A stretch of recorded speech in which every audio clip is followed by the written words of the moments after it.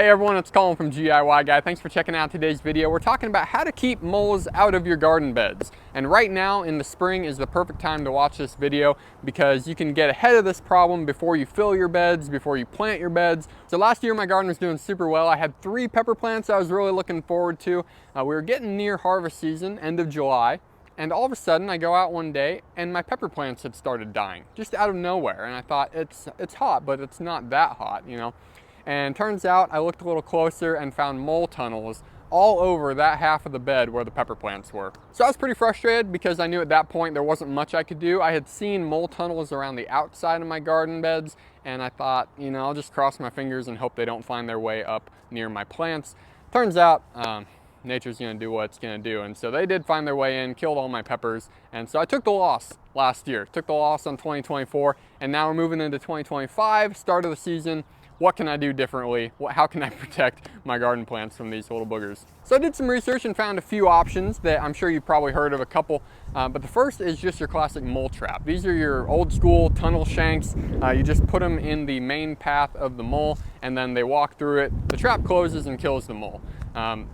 These have kind of mixed results. A lot of people on the internet say it's a lot harder to actually catch a mole because you have to find the right tunnel and just a lot of things have to work out. So that moved me to the second option, which is just grub killer. This is a pesticide that you sprinkle on your garden soil, or any soil for that matter. Basically the idea is that moles eat grubs, and so if you kill the grubs, then the moles are going to go somewhere else. The thing I didn't like about this is that it's a pesticide and I try to avoid that kind of stuff on my garden. So that was out of the question. Moving on to number 3, this was a little more creative. I was on Amazon searching for, you know, mole killer stuff, and I came across these poison gummy worms, which I thought was kind of funny. I thought it was funny until I saw the price, and then I was like, holy smokes, they charge $50 for 20 gummies. I'm like, that's $2.50 a piece. I don't even pay that much for a bag of gummy worms for myself, let alone for the chance that I'm gonna kill a mole. But anyway, these little gummy worms are just like, they look like grubs, and you put a couple in the mole tunnel and you just kind of hope that they eat them and die. So the thing I didn't like about these last 2 options is that there's no way to show whether or not you've killed the mole and solved the problem. So you're kind of just stomping down the tunnels and hoping they don't come back. So then I was thinking, instead of, you know, wasting money and time on these things that might work, the only thing that's 100% effective is some kind of physical barrier. And so that led me to 2 options. The first is the cheaper option, which would be landscape fabric or maybe some deck screen. And I thought, those might be a little bit too soft. Landscape fabric and nylon deck screen might be able to be chewed through by the moles. And then you also have to consider how deep your beds are, because if your beds are only 6 inches deep and you put down a solid barrier at the bottom, you're going to prevent that deeper root growth for larger plants like tomatoes, peppers, cucumbers, all that stuff. The second option that I decided to go with myself was like a chicken wire, hardware cloth, wire mesh kind of thing. And I had to figure out how big is a mole.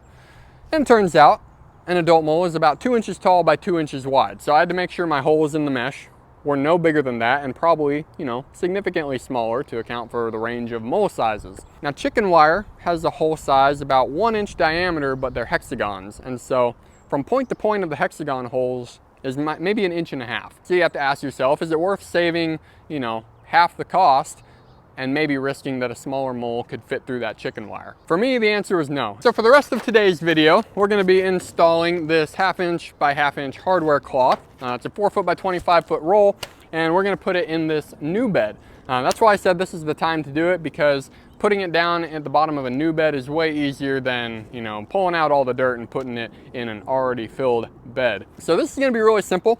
I'm gonna go ahead and just time lapse through it, but one thing I wanted to note is that when you do this, when you cut your, whatever you decide to use, landscape fabric, hardware cloth, whatever, when you cut it to size, make sure that you have some overlap. Right now my beds are 3 feet by 6 feet, so I'm gonna cut this mesh to be 3 foot 4 inches wide by 6 feet 4 inches long. And that'll give me about 2 inches on either side of overhang, just to make sure the moles don't sneak up through the corners.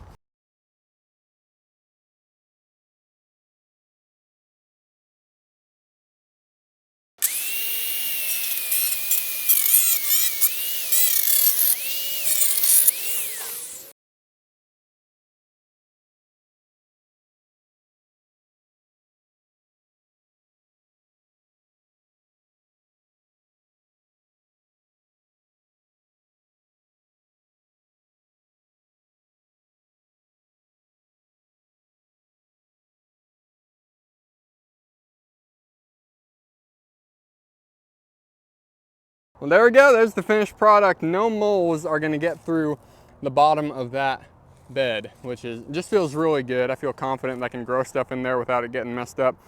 Plenty of overhang. Got a little shy on this side because I didn't center it great.